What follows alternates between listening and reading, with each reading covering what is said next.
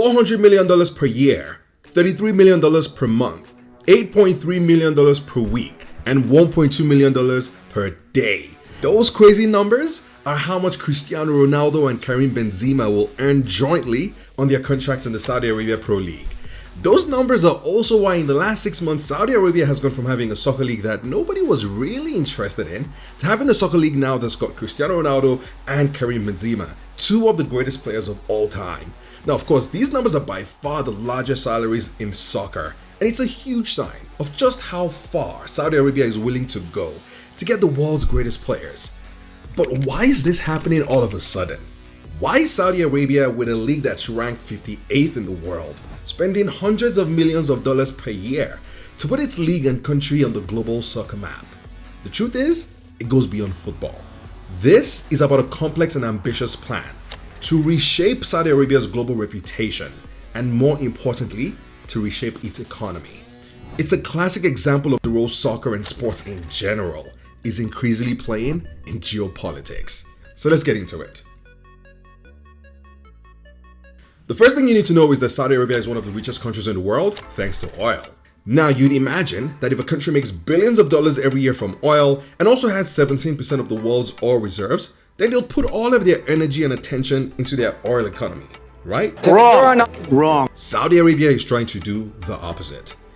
As the world rapidly changes from depending on oil to exploring renewable energy sources, Saudi Arabia is also looking beyond oil to reshape its economy. Saudi Arabia has been aiming to diversify its economy by reducing its focus on oil-related activities. But wait, what does all this have to do with Cristiano Ronaldo or Karim Benzema? Well, it's the fact that sports is one of the pillars of the big ambitious plan to transform Saudi Arabia. The plan was set up by the royal family, and they call it Vision 2030. The plan was announced by Crown Prince Mohammed bin Salman with the ambitious goal of diversifying Saudi Arabia's economy by turning a desert country into one of the world's biggest hubs for tourism, entertainment, and sports. And a core part of this plan is to invest billions in becoming a global destination for sports. Now, you might not have been paying close attention to this, but over the past 5 years, Saudi Arabia has become increasingly connected to nearly every major sport in the world. So start with soccer. Since 2019, Saudi Arabia has hosted Italian Super Cup matches in Saudi Arabia. Of course, those matches are typically played in Italy, but not anymore. Saudi Arabia has also hosted the Spanish Super Cup every year since 2019 and has now extended the hosting agreement until 2029 in a deal that will be worth up to 320 million euros. In motorsport, Saudi Arabia has hosted the Dakar Rally every year since 2020 and has also signed a $650 million deal with Formula One to host a Grand Prix for an entire decade starting from 2021. In boxing, Saudi Arabia has spent over $100 million to host two of the most anticipated world heavyweight title fights in the past few years. And in wrestling, Saudi Arabia has also signed a 10-year deal with WWE to host two major wrestling events per year in the country. That deal could eventually be worth $1 billion.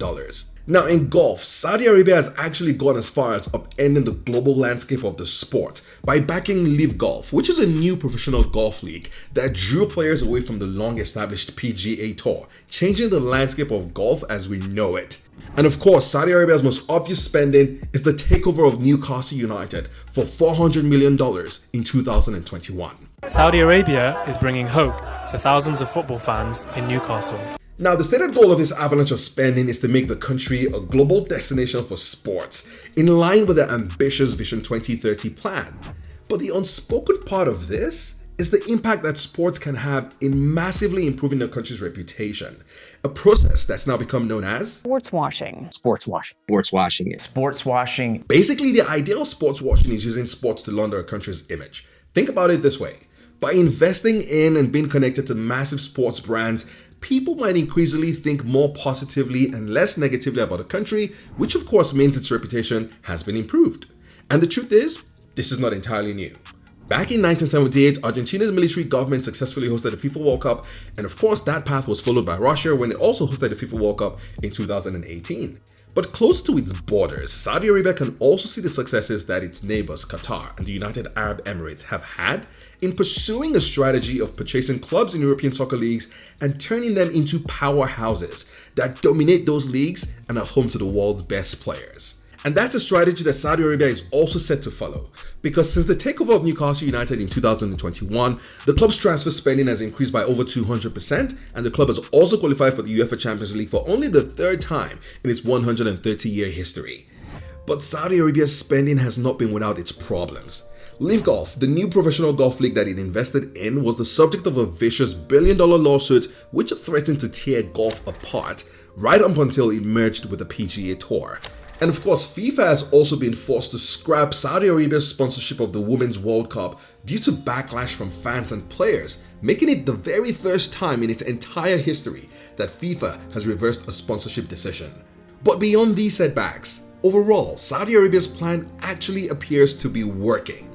Because remember, the idea is that by getting connected to the biggest global sports brands from Formula 1 to the Premier League, Saudi Arabia will gradually gain the perception of being a major player in sports, which will then translate to tangible influence and results. And that is already happening. In a series of firsts, Saudi Arabia will host 3 of the biggest Asian sports events over the next decade. In 2027, for the first time ever, Saudi Arabia will host the Asian Cup, the biggest soccer event in the region. And then 2 years later, by 2029, again for the first time in its history, Saudi Arabia will host the Asian Winter Games. And then 5 years later, with the big one, by 2034, for the first time in its history once again, Saudi Arabia will host the Asian Games, the most prestigious sports event in all of Asia. Now, these events are still many years away from happening, but there's another one that's just right around the corner and might actually be the most important. Because later this year, in December of 2023, Saudi Arabia will host the FIFA Club World Cup, and this could turn out to be its most strategic sporting event yet. Because ultimately, as it looks to fast-track its place and become a global leader in sports, there's no bigger sign of success than working directly with FIFA, and of course there's no bigger achievement than eventually hosting the FIFA World Cup. The world champions are Argentina. And that brings us back to Ronaldo and Benzema.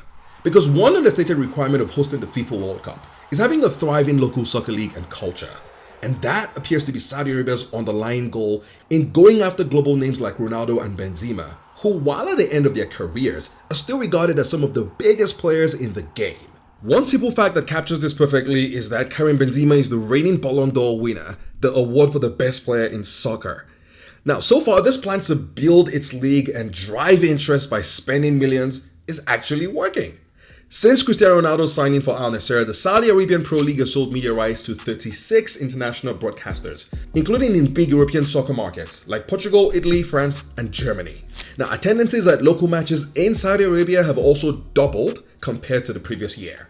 And the arrival of Benzema and possibly other big names will spark even more interest. Now, if the idea of an Asian country suddenly starting to spend crazy amounts of money to sign big names from Europe seems familiar, that's because it is. China has done this before. Between 2014 and 2019, clubs in China were known for offering the highest salaries in the world. But the spending didn't exactly transform the Chinese league. And now, the spending has stopped. Several clubs in China have either run out of money or in some cases shut down their operations completely. The difference though is that while in China, the spending was led mainly by private companies looking to leverage the popularity of soccer, in Saudi Arabia, the spending comes all the way from the top. The Saudi Arabian Public Investment Fund has taken control of 4 of Saudi Arabia's biggest clubs, and the government itself is committed to investing billions in the league over the coming years. And this means even more big names in soccer could soon be on their way to Saudi Arabia. And so essentially, what the big name signings of Ronaldo and Benzema does for Saudi Arabia is to spark and drive interest. But more importantly, it's to build its credibility globally, bringing it one step closer to hosting the FIFA World Cup, which in turn brings it one step closer to turning its Vision 2030 ambitions into reality. 5 months ago, you probably didn't care about the Saudi Arabian League, but today, some of the biggest names in soccer play there, and all of a sudden, you find yourself paying close attention, and that is not an accident. I'm happy here. I want to continue here. I will continue here. And in my opinion, if they continue to do it, the work that they want to do it for the next 5 years, I think the Saudi League can be in the 5th in the world.